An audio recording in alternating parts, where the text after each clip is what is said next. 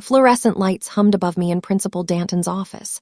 I stood in front of his heavy wooden desk, my hands shaking, while my parents sat behind me in stiff chairs. He held my final project, the one I'd worked on for months, like it was contaminated. "Cheating," he said, his voice dripping with disgust. "This is pathetic, Camilla."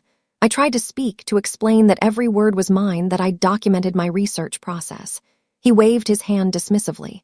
"You can't fake talent. Some people just don't have it." My mother shifted in her seat but said nothing. My father stared at the floor.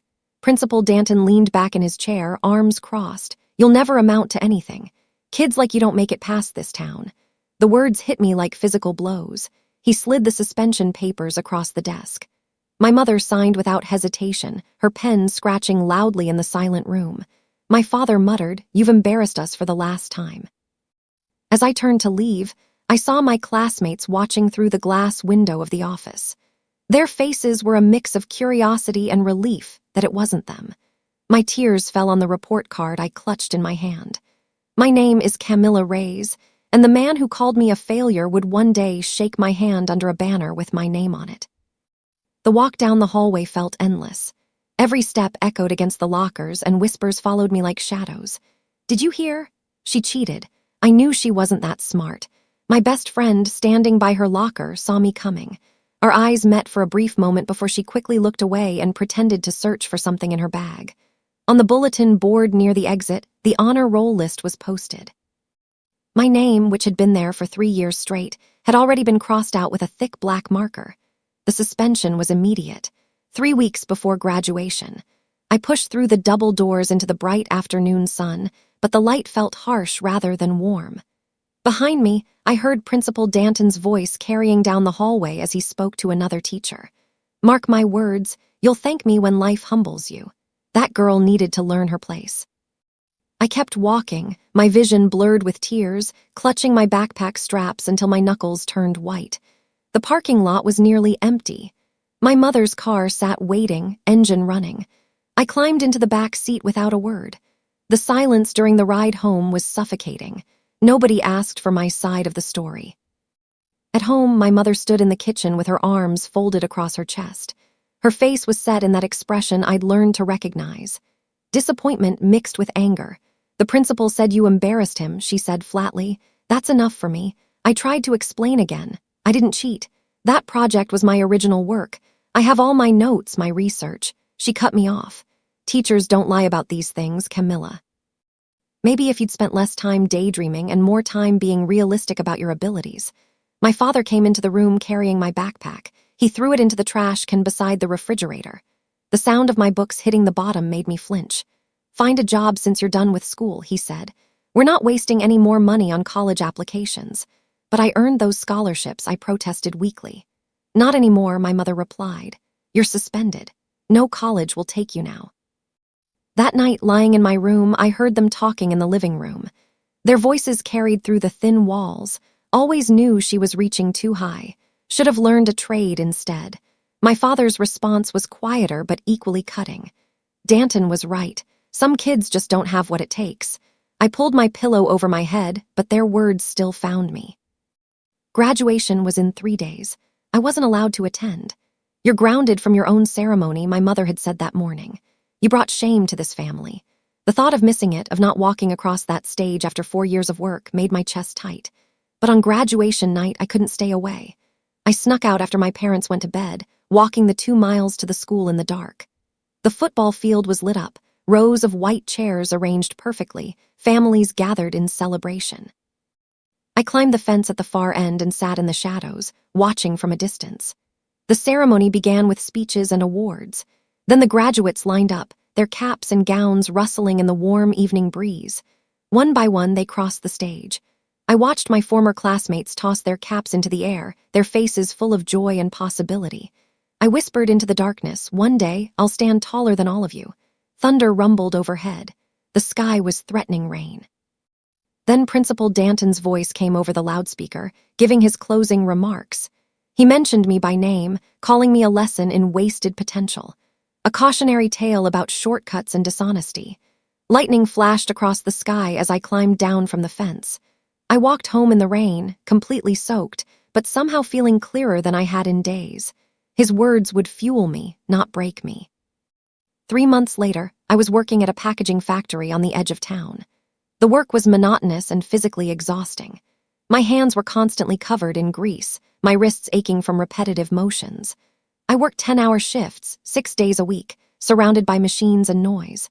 During breaks, the other workers would sit in the break room, smoking and complaining about their lives. One afternoon, a coworker I barely knew approached me. He was older, maybe 50, with tired eyes. "Didn't you go to that fancy high school? Riverview, right?" he asked. "What happened?" "Didn't work out," I said shortly, not wanting to explain. He nodded sympathetically. "Happens to a lot of kids. Think they're special, then reality hits." I didn't respond. But that night, I brought a book to work. I hid it in my locker, and during my 15-minute breaks, I'd read. Then I started bringing notebooks, working through math problems, writing essays to no one. My supervisor caught me once. "This isn't a library," he said, but he didn't make me stop. Other workers started noticing. Some mocked me, some ignored me. One older woman who'd worked there for 30 years said quietly, "Good for you. Don't end up like the rest of us." Her words stayed with me. 6 months into factory work, an envelope arrived at my house. The return address showed it was from Riverview High, but it wasn't official school letterhead. Inside was a handwritten note on plain paper. "Camilla," it began in neat cursive. "You were one of my best writers. What happened to you was unjust. I've thought about reaching out for months. Don't let him define you." The signature read Mrs. Hawk, my sophomore English teacher. She was the only teacher who'd ever truly encouraged me. I read the letter 5 times. My throat tight with emotion. Someone remembered me. Someone believed I'd been wronged. Enclosed with the letter was a flyer printed on bright yellow paper. "Community college essay competition. Write about overcoming adversity. First prize, full semester scholarship plus books."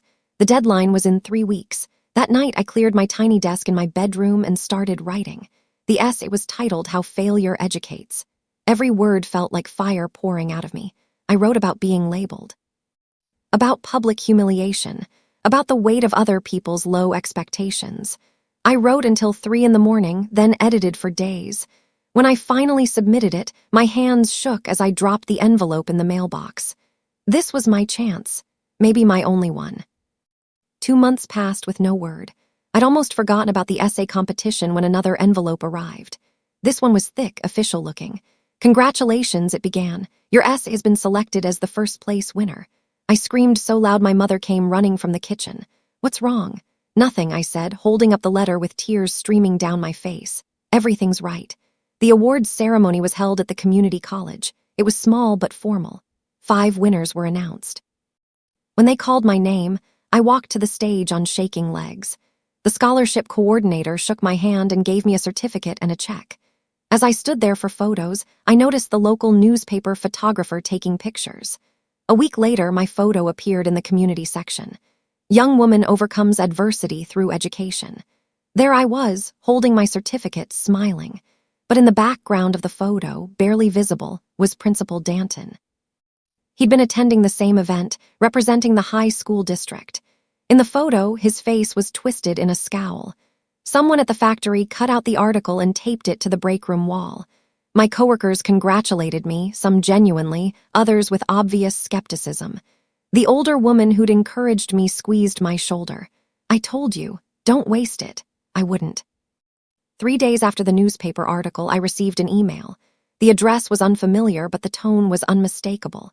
"Camilla," it read, "saw your little moment in the paper. Don't waste anyone's money. You'll drop out like you should have years ago. Some people need to learn their limitations through experience." The email wasn't signed, but I knew exactly who'd sent it. Principal Danton. My first instinct was to delete it, to pretend I'd never seen it. Instead, I took a screenshot. Then I printed it out and taped it above my desk, right next to my scholarship certificate. Every morning when I woke up, I'd see both, the validation and the doubt, side by side. My mother noticed it one day while cleaning my room. "Why would you keep that?" she asked, frowning at the email. "Motivation," I replied. She shook her head, not understanding, but I understood perfectly. Some people needed external encouragement to succeed. I needed to prove someone spectacularly wrong. That email became my daily reminder. Every time I felt tired, every time the work felt too hard, I'd read those words. "You'll drop out," and then I'd work twice as hard. Principal Danton thought he was discouraging me. Instead, he'd given me the most powerful motivation imaginable. His certainty of my failure made my success feel inevitable. I had something to prove now, and I would prove it. The first semester at community college was brutal.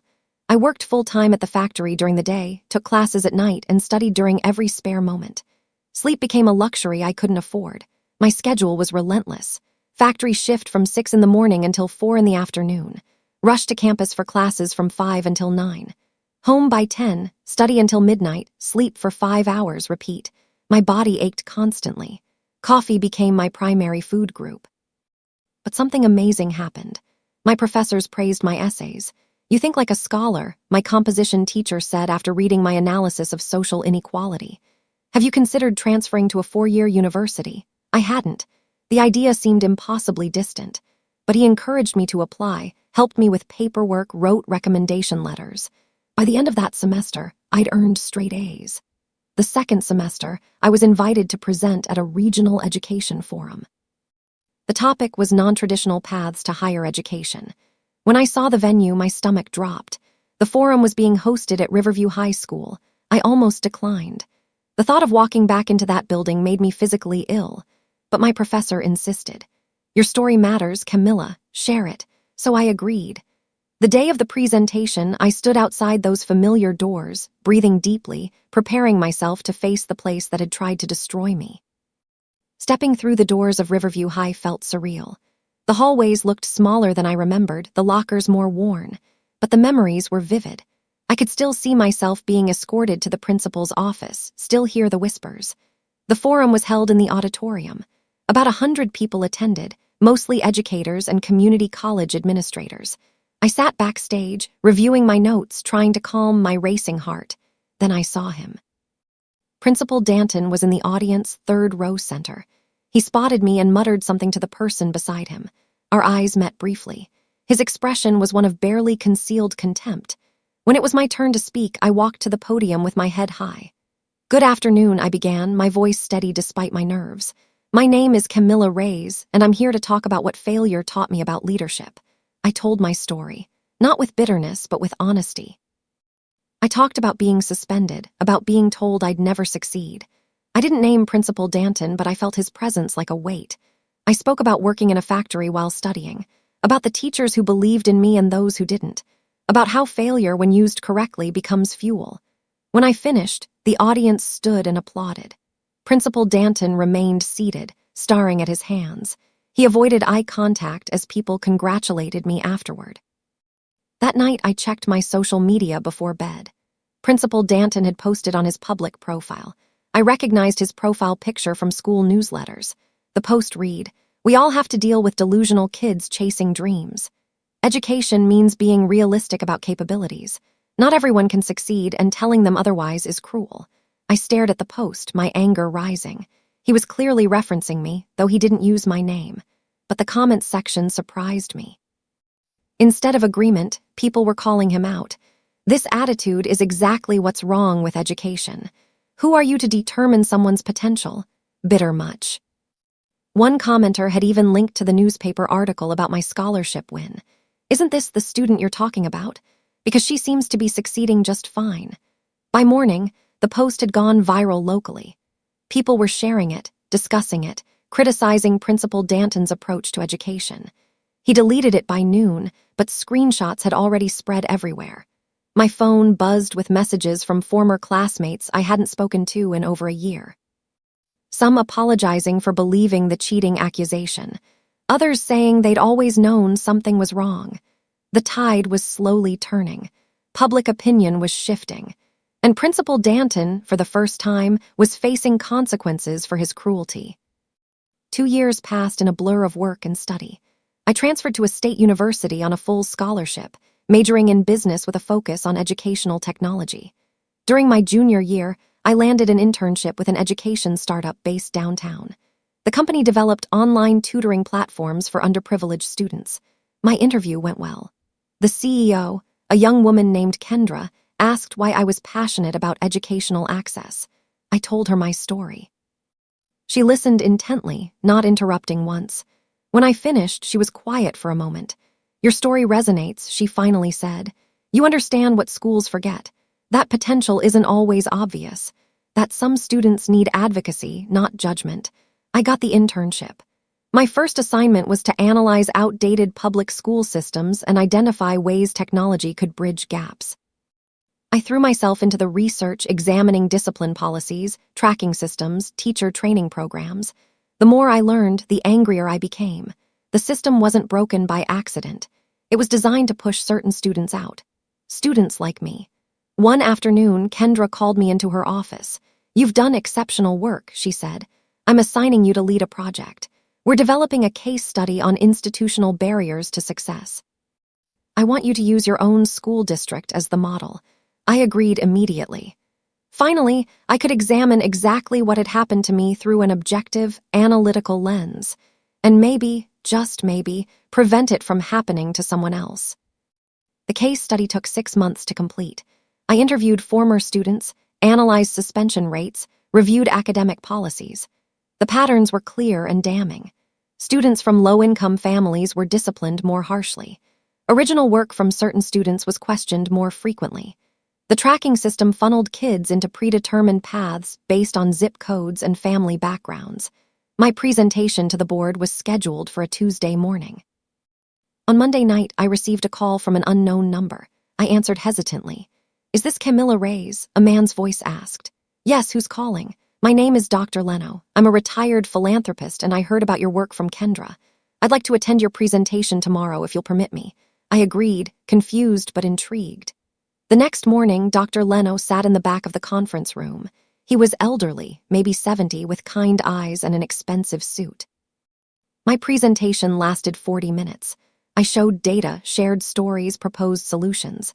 When I finished, Dr. Leno stood and applauded, starting a chain reaction that had everyone rising.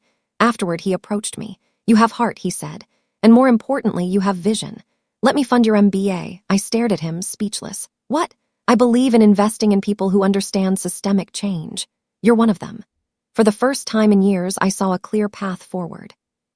Not just survival, but actual success, real impact. With Dr. Leno's funding, I was accepted into a prestigious business school program. It meant leaving my hometown, moving to the city, fully committing to a future I'd only dreamed about. My parents didn't understand. During my last visit home before the move, my father sat at the kitchen table, shaking his head. "Still studying?" he asked. "You're 25 years old. When are you going to get a real job? This is leading to a real career," I explained patiently. "An MBA from this program opens doors." He scoffed. "That principal was right about you. Head in the clouds." My mother stayed quiet, washing dishes at the sink. I stood up from the table, my patience finally exhausted. "When I build something of my own," I said, my voice steady, "I'll invite you to the opening. If you're still talking to me by then." I left during the middle of dinner, grabbed my bag, and drove back to the city that night instead of waiting until morning. The bridge I burned behind me felt necessary. Sometimes you have to choose between family approval and self-belief. I chose myself. Dr. Leno met me for coffee the next week. "Everything okay?" he asked, noticing my exhaustion. "Family doesn't understand," I admitted. "They rarely do," he replied gently. "But that doesn't make your path wrong. It just makes it lonely sometimes." His words gave me permission to grieve the family support I'd never have while still moving forward. Business school was intense but exhilarating. I'd found my people. Other students who'd fought their way into the program, who understood struggle, who wanted to build something meaningful. During my second semester, 3 of us started meeting after classes to discuss an idea. A tutoring platform specifically designed for low-income students. Something accessible, affordable, effective. We called it Bridge Up. The concept was simple.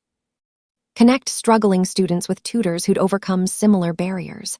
People who understood that academic difficulty wasn't a character flaw. We worked on the business plan for months, refining the model, identifying funding sources. By the end of the year, we'd launched a pilot program in 2 districts. The response was overwhelming.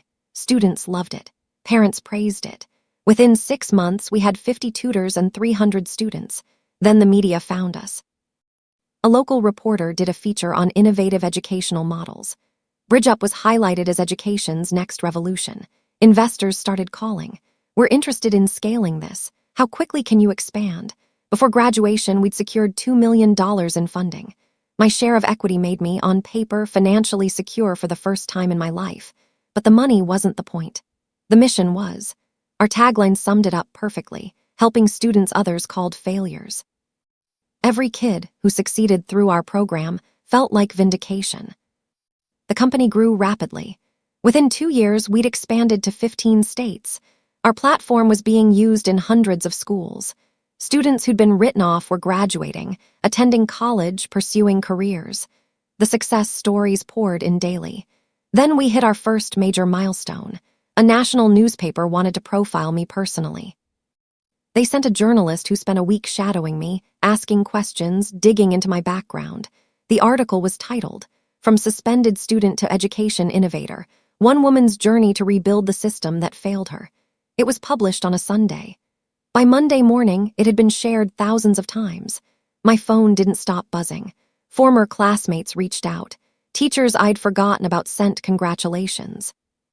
Even Mrs. Hawk, the English teacher who'd first believed in me, called crying with pride. During one interview, the journalist asked about my hometown. "You went to Riverview High School, right?" "Yes," I confirmed. Their old principal, Mr. Danton, recently retired. He's been giving speeches about education reform, claiming he always advocated for struggling students. Something sharp twisted in my chest. "Really?" I kept my voice neutral. "Yes. Actually, he's speaking at a conference next month." Something about failed youth reform initiatives. I thanked her for the information. That night, I bought a ticket to that conference. Principal Danton wanted to rewrite history. I needed to see this performance for myself. The education conference was held at a downtown hotel. I arrived early, dressed professionally, blending into the crowd of educators and administrators. Principal Danton's session was scheduled for 2 in the afternoon. The room filled quickly. He took the stage looking older but still carrying himself with that same authority I remembered. His presentation was titled, "Identifying Future Success, How Administrators Can Guide Students Realistically." For 40 minutes, he talked about tough love, high standards, and the importance of steering students toward appropriate paths. "I was always right about who would succeed and who would collapse under pressure," he said confidently. "It's not cruelty, it's clarity." My blood boiled, but I stayed silent in my back row seat. Then something unexpected happened. The slideshow behind him glitched. The screen flickered, and suddenly, instead of his slide about discipline policies, the BridgeUp logo appeared. The conference was sharing servers with a tech education summit happening simultaneously. Someone had accidentally connected to the wrong presentation file. The audience, recognizing the logo from recent news coverage, started clapping. "Isn't that the company founded by that Riverview graduate?" Someone whispered loudly. Principal Danton froze, staring at the screen in confusion. The applause grew. He tried to continue, but the moment was broken. After the session, he spotted me near the exit. His face went pale. "Still chasing attention, Camilla?" he asked, his voice tight. "No," I replied calmly, "purpose. The difference is everything." Word spread quickly that I'd attended Principal Danton's talk. Some people found it amusing. Others called it petty. I didn't care. I needed to see who he'd become, to confirm that he hadn't changed or grown, that his cruelty was a feature, not a bug. A week later, I heard through mutual contacts that he'd applied to speak at BridgeUp's annual youth summit. The summit was our flagship event, bringing together students, educators, and advocates to discuss educational equity. His proposal was declined, not by me directly, but by our programming committee who reviewed applications blindly. When he found out I was the founder, he sent an angry email to our general inbox. "This is discrimination," he wrote. "You're letting personal feelings interfere with professional opportunities." My assistant flagged it for me. "How should we respond?" she asked. "Professionally," I said. "Send a standard rejection notice. No engagement beyond that." She drafted a polite, generic response. "Thank you for your interest. Unfortunately, we cannot accommodate all applicants. We wish you success in your future endeavors." It wasn't satisfying in the way confrontation might have been, but it was clean, professional, and final. He had no power over me anymore. Not emotionally, not professionally, not in any way that mattered. That realization was more liberating than any angry speech or dramatic confrontation could ever be. By year 5, BridgeUp had become a household name in educational circles. We'd helped over 10,000 students. Our success rate was remarkable. 85% of students using our platform improved their grades. 60% went on to college.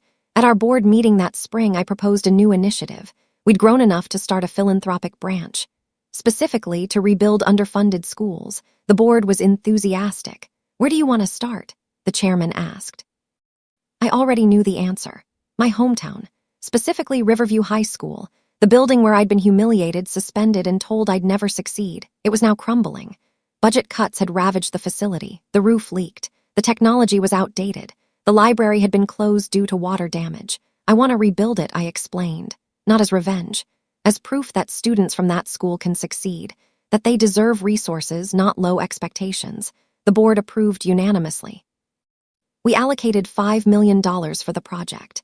Complete renovation, new technology, updated curriculum materials, and a dedicated tutoring center. 6 months later, the construction began.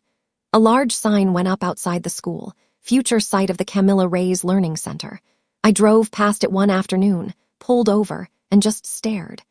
The girl who'd been dragged out in shame was now rebuilding the very institution that had tried to destroy her. The local news picked up the story immediately. Community celebrates major donation to struggling school. The coverage was overwhelmingly positive. Current students were excited. Parents were grateful. Teachers, for the most part, expressed appreciation, but not everyone was happy. Principal Danton, now retired but still living in town, was interviewed by a local reporter. "What do you think about Camilla Reyes' donation?" they asked him. His response was classic. "Shame she couldn't do something more useful," he said. "This feels like attention-seeking. Real philanthropy doesn't require putting your name on buildings." The clip aired that evening. Within hours, the backlash was intense. Social media erupted with criticism of his comments. Former students started sharing their own stories of his cruelty. "I was told I'd never graduate. He said I was wasting space in advanced classes. He suspended me for defending myself against bullying." A movement started. Students created a hashtag, "Not What Danton Thought." They posted their successes, college graduations, career achievements, family photos, all captioned with the predictions he'd made about their failures. The school board, facing public pressure, made an announcement. To honor tradition, Principal Danton would be invited to cut the ribbon at the opening ceremony for the new learning center. The irony was perfect. The man who tried to end my educational journey would officially open the school I'd built. The media storm around Principal Danton's comments continued for weeks. Local news stations interviewed students he'd disciplined over his 30-year career. The stories were remarkably consistent.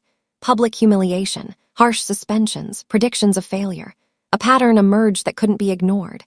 The school board quietly suggested that perhaps someone else should cut the ribbon. A current administrator, a student representative, anyone but Principal Danton.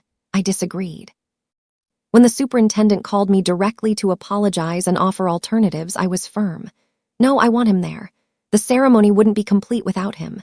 She was confused by my insistence. "Are you sure, Ms. Reyes? After everything he said about you?" "Especially because of what he said about me," I replied. She didn't understand, but she accepted my decision. A formal invitation was prepared. Elegant cardstock, professional calligraphy. "The Camilla Reyes Learning Center requests the honor of your presence at the dedication ceremony. We would be honored by your participation in the ribbon-cutting ceremony." I signed it personally and had it delivered to his home. My assistant asked quietly, "Are you absolutely certain about this?" "Completely," I assured her, "because the sweetest revenge isn't exclusion. It's making someone face exactly how wrong they were. It's standing in front of them, successful and gracious, while they hold scissors with trembling hands. He would come. His pride wouldn't let him refuse, and I would be ready." The morning of the ceremony was bright and clear, perfect weather for a new beginning. I arrived early, watching the setup crew arrange chairs, test the sound system, and hang the banner that would be unveiled during the ribbon cutting. The banner was massive, 20 feet wide, elegant font. The Camilla Reyes Learning Center. Seeing my name that large, that permanent, made everything real. Students started arriving around 9. Current Riverview students, excited to see their transformed school. Alumni who'd heard about the event. Community members. Local press with cameras and microphones. By 10, over 300 people filled the newly renovated courtyard. I stood backstage wearing a navy suit, my hands surprisingly steady. Dr. Leno, who'd flown in for the ceremony, squeezed my shoulder. "How do you feel?" "Like I'm closing a chapter I didn't know was still open," I admitted. He smiled. "That's exactly what you're doing. At 10:30, I saw Principal Danton arrive. He walked slowly, dressed in an old suit that looked a size too big. He'd aged significantly. His hair was completely gray, his face lined with deep wrinkles. He looked small, uncertain. When our eyes met across the courtyard, I nodded politely. He nodded back, his expression unreadable. The superintendent approached him, explaining the program. At 11 sharp, the ceremony would begin. I would speak first, then he would cut the ribbon. The superintendent introduced me to thunderous applause. I walked to the podium, the microphone adjusted to my height, and looked out at the crowd. So many faces. Some I recognized, most I didn't. But they were all here because a girl who'd been told she'd never succeed had refused to believe it. "Thank you all for being here," I began. 20 years ago, I walked out of this school believing I was a failure. I was suspended, humiliated, and told I had no future. The crowd was completely silent. Behind me, I could feel Principal Danton's presence. I didn't look at him, not yet. What happened here changed my life. Not in the way it was intended, but in the way I chose to let it. I could have believed the people who said I wasn't good enough, that I should accept limitations, that some people are just born to fail. I paused, letting the words sink in. Instead, I decided to prove them wrong, not with anger, not with bitterness, but with persistence, with purpose, and with success. The applause started softly, then grew. Today, this school that once pushed me out is being rebuilt, not as revenge, but as proof. Proof that students deserve belief, that potential exists everywhere, that one person's opinion of your future doesn't define it. The crowd rose to their feet, applauding loudly. I finally turned to face Principal Danton. "This is your school, Mr. Danton, and you'll be the one to open it."